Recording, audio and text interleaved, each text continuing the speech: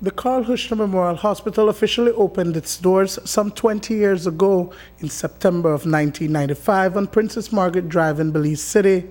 Fast-tracked to 2016, the National Referral Hospital continues to improve the access capabilities and healthcare services.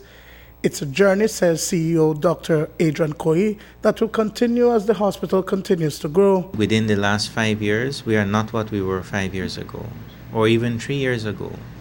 The dynamics, the efficiency, the competencies, the investments that we've had along the way, is having us in a position or poised for greater things. On a monthly basis, the KHMH undertakes close to 300 successful operations, a total of 34 open heart surgeries, among other invasive treatments have been carried out at the institution.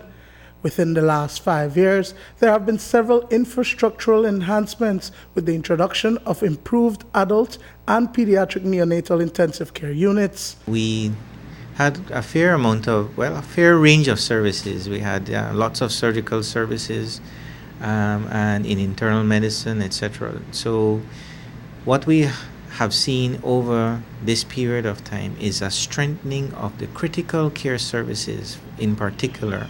That has undergone a major transformation with the same number of doctors related to the specialty, but with the right investment. So you saw that we had redone our adult ICU as an example, and with the new PICU, NICU, expansions and all of those investments is where then our critical care ability has exponentially increased. Where it comes to emergency care and critical care, there have been great strengthening.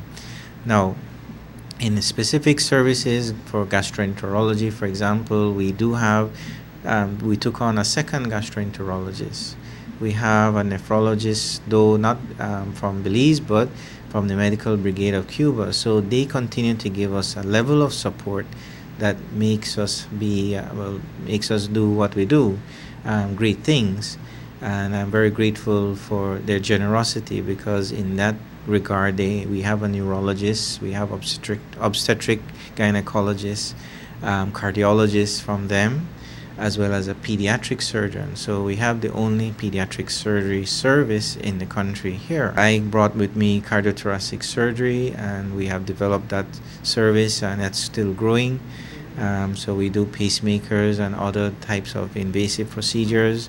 Dr. Samuels just came back from a year doing interventional cardiology in Poland. So again, we're developing capacity in many different areas. And I think we are taking on a new specialist, Dr. Bradley, who has an interest and specialization in diabetes. But according to Dr. Koi, while they have been performing miracles with limited resources, there are several issues affecting the hospital. The health institution is in the process of changing comments such as Killer Hushner to kindness heals many hearts. We have no agenda to cover up our failings. If we're failing, we admit it and we'll fix it.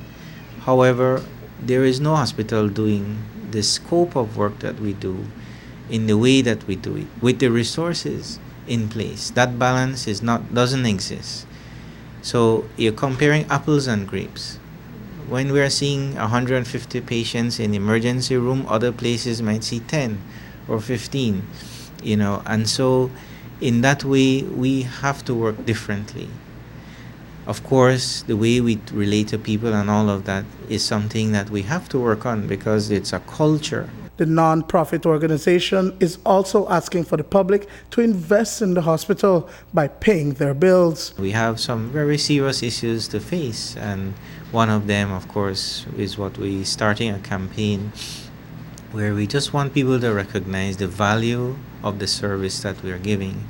And we're not saying that we're looking to charge people out of their pockets, but with the subsidized fees that we have, we're saying that if you help us by paying your bill, then we can help you more down the road. So it's a way of investing in your health. The staff of the KHMH has also been unionized. Dwayne Moody for News 5.